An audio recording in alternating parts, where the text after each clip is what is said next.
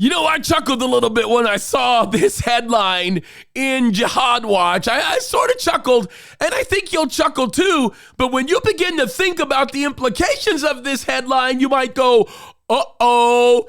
Not necessarily an uh-oh for you, but an uh-oh for the fact that the tribulation is coming soon, which means the rapture is coming sooner, which means we better get out there and fight the good fight, folks. All right, let me read to you this title. It's an interesting one.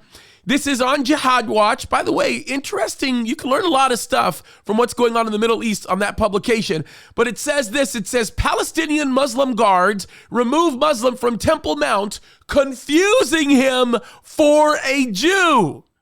Now, let's not get started on this whole thing, right? I have said this before, and I'll say it again. Historically, Jerusalem was never holy to the Muslims. It never was. It was not even mentioned in the Quran. We know this, right? We know Mecca has always been the place for them, as well as a few other places. I'm not going to really get into all of it, but the reality of it is, and this is something that we have to understand, with this thing happening, understand what's going on. There's a lot of conflating going on. There's a lot of confusion going on. It's getting to the point where these elite guards, that's what they call them, they're not so elite, but these elite guards that are keeping Jews from actually worshiping at the site that has always meant something to them, they're missing the ball. And pretty soon, it's going to end up getting really ugly and really political. And with stories like this, you are going to begin to see the general sentiment of the public that are Islamic worshipers, believers. They're going to start changing their mind like they already have about what the Temple Mount means to them.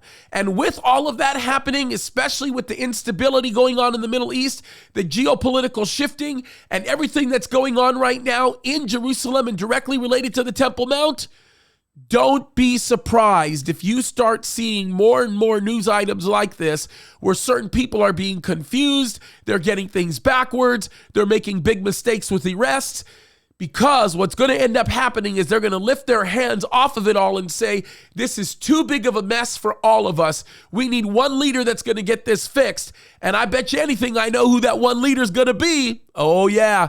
Probably the guy we read about in Revelation 13 and we start reading about in Revelation chapter 6. I don't know you guys, but I can just tell you this.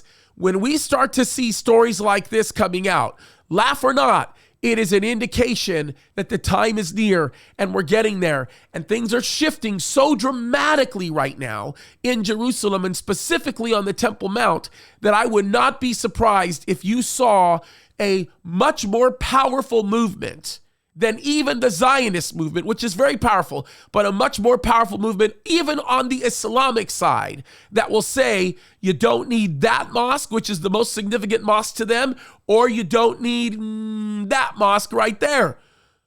Unbelievable to me. All I'm saying is things are changing, they're changing quick, and when you begin to see stories increasing on the Temple Mount, you know for a fact that the time is near. So get ready, folks. And as I said before, if you don't know Christ, you need to know him and you need to get ready to fight the good fight because we as Christians are the preserving influence on this earth. God bless you guys.